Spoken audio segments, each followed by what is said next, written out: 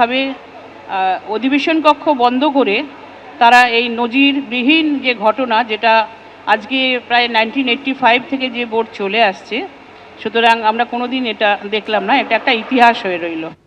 আরে রাজত্ব চলে গেছে, জমিদারি নেই, জমিদারি স্বভাবটা রয়ে গেছে। জলসাঘরের ছবি বিশ্বাস ভাবছেন যে মেয়র নিজেকে, সেটা এই পুরসভাকে আমরা মেয়রের জলসাঘর হতে দেব না। অধিবেশন কক্ষ খোলা হয়নি, নজিরবিহীন ঘটনা ঘটল কলকাতা পুরসভায়। হাউসের বাইরে হাউস বসালেন তৃণমূল কাউন্সিলররা। ঘর না খোলায় কাউন্সিলর্স ক্লাব রুমে অধিবেশনে তৃণমূল কাউন্সিলররা। আমি আরো বিস্তারিত এই নিয়ে জানবো, কথা বলবো। অর্ণব মুখোপাধ্যায় আমাদের প্রতিনিধি রয়েছেন।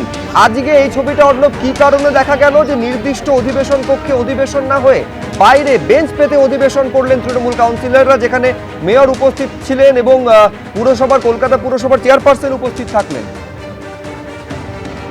আমাদের সঙ্গে যোগাযোগ বিচ্ছিন্ন হয়ে গেছে, কিন্তু আমি একবার দেখাতে চাইবো কি হলো এই যে কলকাতা পুরসভায় নজিরবিহীন ছবি, এবং তা নিয়ে চেয়ারপারসন থেকে শুরু করে মেয়র এবং তৃণমূল কাউন্সিলররা কে কি বললেন, পাল্টা বিরোধীদের তরফে, কলকাতা পুরসভায় বিরোধীদের তরফে কি বলা হলো।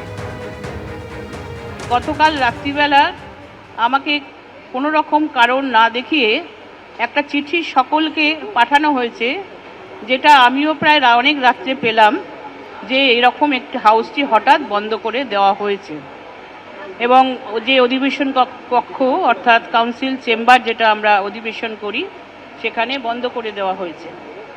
কারণ দর্শাবার জন্য আমরা সেক্রেটারিকে একটি চিঠি দিয়েছি, চেয়ারকে সম্বোধন করে চিঠি দিয়েছি যে কার নির্দেশে কাউন্সিল চেম্বার আপনি বন্ধ রেখেছেন এবং কি আইনে আপনি অধিবেশন বন্ধ করলেন, কার নির্দেশে। উত্তর এখনও পাইনি। যারা নতুন সরকার তৈরি হতেই পারে, যে কোনো সরকার আসতেই পারেন ক্ষমতায়, কিন্তু নির্বাচিত পৌর বোর্ড তারা কিন্তু এইভাবে অধিবেশন কক্ষ বন্ধ করে তারা এই নজিরবিহীন যে ঘটনা, যেটা আজকে প্রায় 1985 থেকে যে বোর্ড চলে আসছে, সুতরাং আমরা কোনোদিন এটা দেখলাম না। এটা একটা ইতিহাস হয়ে রইল। আরে রাজত্ব চলে গেছে, জমিদারি নেই, জমিদারি স্বভাবটা রয়ে গেছে। জলসাঘরের ছবি বিশ্বাস ভাবছেন যে মেয়র নিজেকে, সেটা এই পুরসভাকে আমরা মেয়রের জলসাঘর হতে দেব না। এই পবিত্র ক্লাব রুম সেখানে কি করে হতে পারে একটা হাউস যেখানে বিরোধীদের কোনো জায়গা নেই? এর উত্তর মেয়রকে দিতে হবে। যতক্ষণ না এর উত্তর দেবেন ততক্ষণ নতুন হাউসও চলতে দেব না। এর আগের হাউসগুলো কার নির্দেশে ক্যান্সেল হয়েছিল? তাহলে মেয়র সেদিনকে সেই প্রশ্নেরও জবাব দিন। একজন পুর কমিশনার, তিনি একজন আমলা, তার বিরুদ্ধে বলার জায়গা ছিল বিধানসভাতেও, বলতে পারতেন সেখানে। এইটা গায়ের জোরে এই কাজটা করবার অধিকার কে দিল? এর আগে যতগুলো হাউস ক্যান্সেল হয়েছে তার ডেটা বার করা হোক। কোন উপরওয়ালা তখন বলেছিলেন? উপরওয়ালা না উপরওয়ালি, সেটাও ব্যাখ্যা করা হোক। দেখুন, বিরোধী একজন কাউন্সিলরকেও ডাকা হয়নি বলে সজল ঘোষ অভিযোগ করছেন। প্রশ্নটা এইখানে উঠছে যে মহাপতনের পরেও তৃণমূলের এই যে দম্ভ, এই যে একনায়কতন্ত্র, সেই পুরনো সংস্কৃতি কি তৃণমূল কংগ্রেস ছাড়তে পারছে না?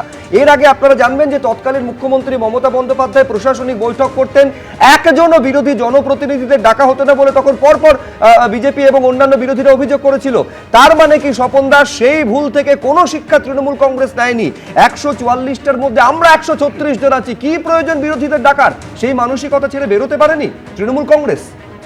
না, এটা তো স্বাভাবিক, এটা জানা কথা যে ওরা এখনো পর্যন্ত নিজেদেরকে রাজা বা রানী ভাবছে, এখনো তারা ক্ষমতায় বসে আছে। প্রত্যেক দিন ঘুমোতে যাওয়ার সময় ভাবছে আমরা এখনো ক্ষমতায় বসে আছি, কালকে আবার আমাদের সকলকে স্যালুট টুকবে, কুর্নিশ দেবে, রাস্তায় সবাই দাঁড়িয়ে দাঁড়িয়ে মাথা নিচু করে থাকবে এবং সমস্ত রাস্তা ফাঁকা থাকবে, কেউ প্রত্যেকের গাড়ি বন্ধ থাকবে, এ তো ভাবছে। কিন্তু যে পরিস্থিতিটা তৈরি হয়েছে, অধিবেশন বন্ধ করা হয়েছে, স্থগিত করা হয়েছে, আজকে যে অধিবেশন ডাকা হচ্ছে, অধিবেশন যদি স্থগিতের ঘোষণা সচিব করে, সচিব কার সঙ্গে পরামর্শ করে? সচিব পরামর্শ করে চেয়ারপারসনের সঙ্গে। চেয়ারপারসন নির্দেশ দেয় একটা অধিবেশন ডাকার, এবং চেয়ারপারসন যদি সচিবের সঙ্গে পরামর্শ না করে কোনো অধিবেশন ডাকেন বা অধিবেশনে যদি তার কোনো বিভ্রান্তি থাকে, কোনো কিছু থাকে, সচিবের ক্ষমতা আছে অধিবেশন স্থগিত করে দেওয়ার। সে অধিবেশন স্থগিত করেছে। অধিবেশন যদি স্থগিত থাকে, আপনি আবার পুনরায় আজকে ডাকলেন কেন? যদি আবার ডাকেন তাহলে বাকি বিরোধী যারা আছে তাদেরকেও খবর পাঠাতে হবে, কেন পাঠালেন না? কি উদ্দেশ্য? তার মানে একটা আপনারা ভাবলেন কি যে আমরা একটা মানুষের কাছে প্রচারে থাকবো, খবরে থাকবো, দেখো আমরা কি করছি, আমাদেরকে বুঝতে দিচ্ছে না। আরে ভাই, তোমাদের সঙ্গে কাউন্সিলর নেই, তোমাদের কেউ নেই, কোনো কাউন্সিলর ওয়ার্ডে যায় না, ওয়ার্ডে যাওয়া বন্ধ করে দিয়েছে, কাজ করা তারা বন্ধ করে দিয়েছে। প্রত্যেকের মধ্যে ভয়, যদি ওয়ার্ডে ঢুকি আমাদের যদি মারে, বাড়ির বাইরে যদি আমরা কোনো অফিসে বসি লোকে যদি আমাদেরকে মারে, এক ভয় কাজ করছে আপনাদের। আপনাদের উচিত এই পুরসভা ভেঙে দেওয়া, আপনাদের উচিত এই পুরসভা থেকে পদত্যাগ করার, নতুন পুরসভা তৈরি হোক, নতুনভাবে কাজ শুরু হোক। কাজ বন্ধ, পুরসভায় কাজ হচ্ছে না, মানুষ পরিষেবা পাচ্ছে না, একটা হট্টগোলের মেলা তৈরি হয়েছে। আমি কৃষ্ণ মিত্রর কাছে আসবো। এই যখন কলকাতা পুরসভার এই ঘটনা নিয়ে একেবারে সরাসরি তৃণমূল কংগ্রেসকে সজল ঘোষ আক্রমণ করছেন, তার কিছুক্ষণ আগে বরানগরে একটা বৈঠক করে গেছেন সজল ঘোষ। সেই বৈঠক তিনি কে ছিলেন? সেখানে তৃণমূল কংগ্রেসের যিনি সাংসদ সৌগত রায় উপস্থিত ছিলেন, তৃণমূল কংগ্রেসের কাউন্সিলর উপস্থিত ছিলেন, এবং তারপর বৈঠকের পর বেরিয়ে বিজেপি বিধায়ক সজল ঘোষ এই কথা বলেছেন, দল যার যার উন্নয়ন সবার, ক্ষমতায় আসার কয়েকদিনের মধ্যে সবাইকে নিয়ে যদি এগিয়ে চলার কথা বিজেপি বলতে পারে, কেন তৃণমূল কংগ্রেস পুরনো ওই পথকে ছাড়তে পারছে না? কেন একজনও বিরোধী কাউন্সিলরকে কৃষ্ণনগরে আমন্ত্রণ বলা হলো না, জানানো পর্যন্ত হলো না আজকের অধিবেশন নিয়ে? প্রথম কথা বলে রাখি যে তোমরা ব্যাপারটা কোন দিক থেকে ধরছো বা এত সরলীকরণ কিভাবে আসছে, তৃণমূল কংগ্রেসকে এখনো কাঠগড়ায় দাঁড় করাতে হচ্ছে, রাজ্য সরকার কি কোনোই ভালো কাজ করছে না যাকে তুলে ধরা যাবে আমাদের 6টা থেকে আলোচনায়? মানে রাজ্য সরকারের কি কোনো এই 5-10 দিনে কি কোনো উপলব্ধি নেই? মানে এখনো কি তৃণমূল এখন তৃণমূলের সাথে এই কমিশনারকে কতবার বদলি করা হলো? তৃণমূল কংগ্রেস বলে দিয়ে যাবে যে মিডিয়া কিভাবে কাজ করবে, কোন খবর দেখাবে। শুনুন না, আমাদের সময় তো আমাদের সমালোচনা হতো, এখনকার শাসকের সমালোচনা হচ্ছে না কেন? হকার উচ্ছেদ থেকে, মানুষের হাহাকার থেকে, আজকে একটা পুজো পার্বণকে সামনে রেখে মানুষের কংগ্রেসের সেই অধ্যক্ষ এখনো যায়নি, তার মানে তৃণমূল শাসক নয়, পুরসভায় তৃণমূল কংগ্রেস শাসক, তৃণমূল কংগ্রেস পরিচালিত কলকাতা পুরসভা। এক্সিকিউটিভের সাথে লেজিসলেচারের যে সংঘাত তৈরি করার চেষ্টা হচ্ছে, যেহেতু রাজ্যতে পালাবদল হয়েছে কিন্তু পুরসভাগুলো ম্যাক্সিমামই তৃণমূলের আছে, তার জন্য আমরা দেখলাম যে মেয়রকে অন্ধকারে রেখে অনেক বিজ্ঞপ্তি জারি করা হলো, অনেক আর ওর বাড়ির নোটিশ, অমুকের নোটিশ, তমুকের নোটিশ, যেগুলো ভুল ভ্রান্তিগুলো 2-4 ঘন্টার মধ্যেই ধরা পড়ে গেল। আজকে এই কমিশনার তিনি যে বিজ্ঞপ্তিগুলো জারি করলেন, যেই কথাগুলো বললেন, সেইগুলো কি মেয়রের সাথে কনসালটেশনে করা হয়েছিল?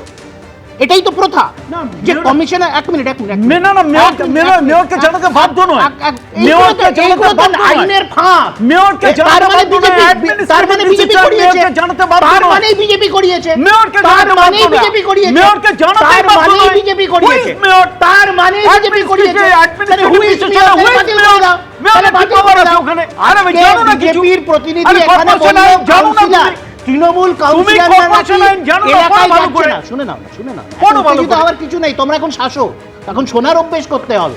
এখন এত ঔদ্ধত্য কি করে আমার দিকে দাগিয়ে দেওয়া হচ্ছে? আমাদের সহমর্মিতা, আমাদের ঔদ্ধত্য নেই, এটা কথা আমাকে বলতে দিচ্ছ না, আমরা আমার সময় কথা বলতে দিচ্ছ না, তুমি তো আমার সময় কথা বলতে দিচ্ছ না।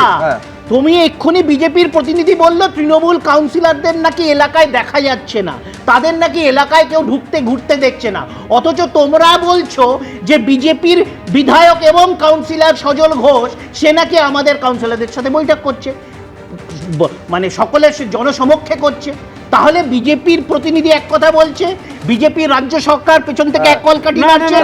এবিপি আনন্দ, এগিয়ে থাকে, এগিয়ে রাখে।